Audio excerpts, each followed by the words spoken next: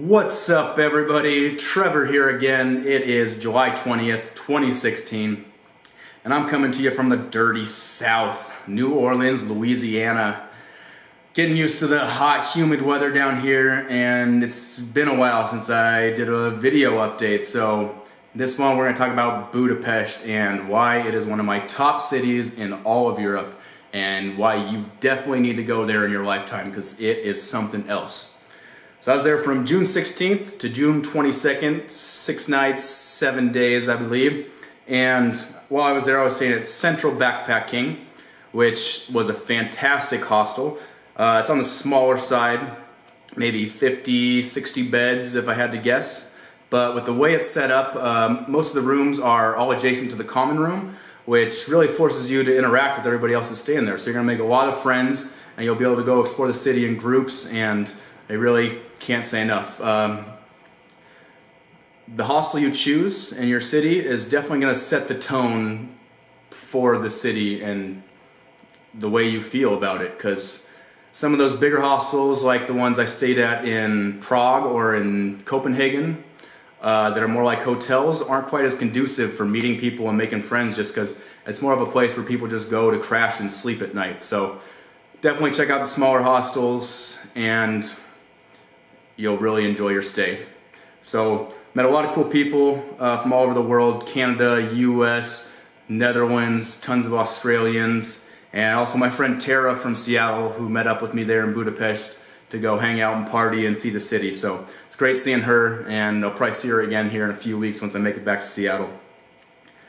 So Budapest. All right, so let's start with the daytime activities. Like I said, I recommend a walking tour in every city you visit in Europe.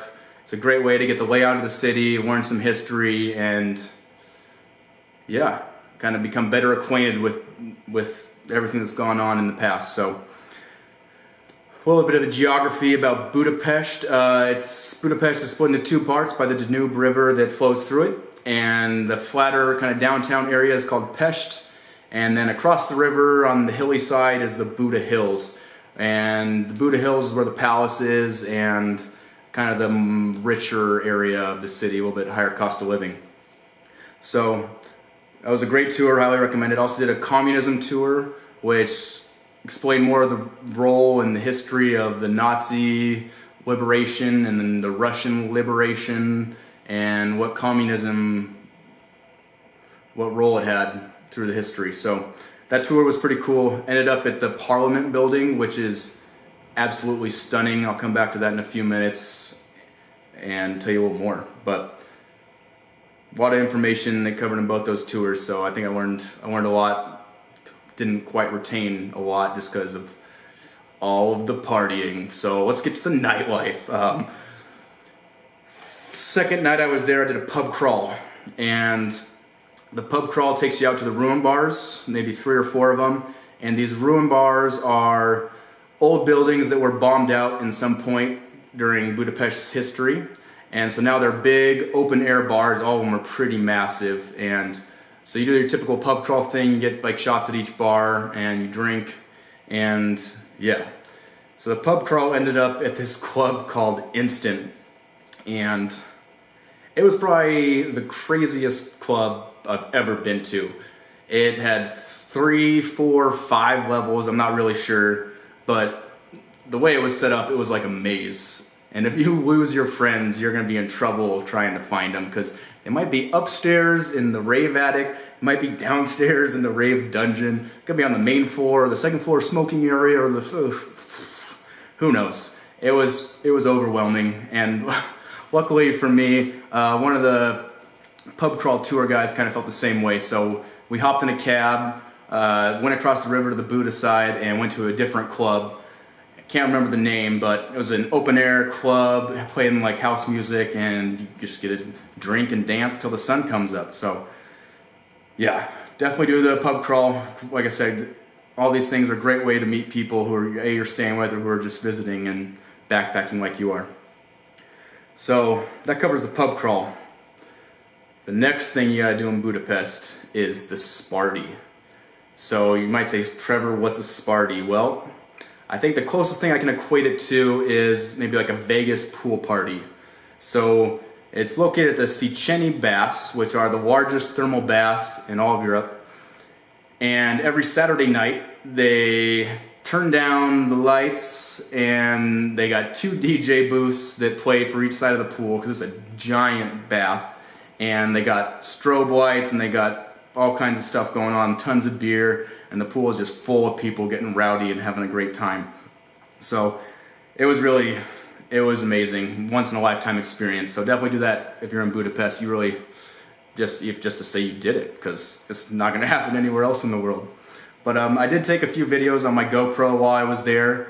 Unfortunately, since I don't have a laptop anymore, I can't really edit the videos down to make them into manageable chunks. So that's going to have to wait till I get back to Seattle so I can edit them and kind of just give you guys a highlight reel. But I will tell you how to spell it in the comment description for my video so you can go check out some videos, because it's wild. You got to go check it out.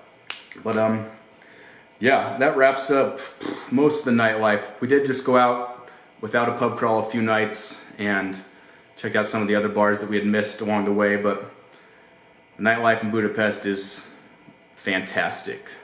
So towards the end of my trip, I finally was able to break out my longboard. Didn't do much longboarding just because I pretty much partied every single night, and when you're hungover, exercise doesn't always sound like the best choice, if you know what I mean. So like I said, towards the end of the trip, I longboarded around the city, did a big loop, maybe 30-40 kilometers. Went back to the Szenchyi Bath during the daytime because they're in this big park. So I went and hung out at the park for a little bit. And yeah, just saw more of the city, took some photos, that kind of thing. And that last night I was there, so after my big longboard adventure, I took my camera and I walked up to the Budapest equivalent of kind of the Statue of Liberty. So it's located up on this, one of the highest hills, might be the highest point in Budapest, and it overlooks the whole city. So I was there at sunset, and really breathtaking views of the city, especially once the sun's down and all the lights of the city come on. It's something else. So I'll get those pictures of Budapest uploaded when I finish this video so you guys can see some of the stuff I'm talking about. And yeah, I also went back down to the Parliament, like I mentioned, and took some photos at night. The Parliament was one of the most beautiful pieces of architecture I saw in all of Europe. So it's hard to describe, and I don't know if my pictures will do it justice because I only took night pictures, but yeah, like I said, Budapest was one of my favorite cities in all of Europe, and I highly recommend you go check it out, if only for the fact that Eastern Europe is very affordable compared to the rest of Europe. So if you're trying to travel on a budget, Eastern Europe is the way to go. So I think that about wraps it up for Budapest.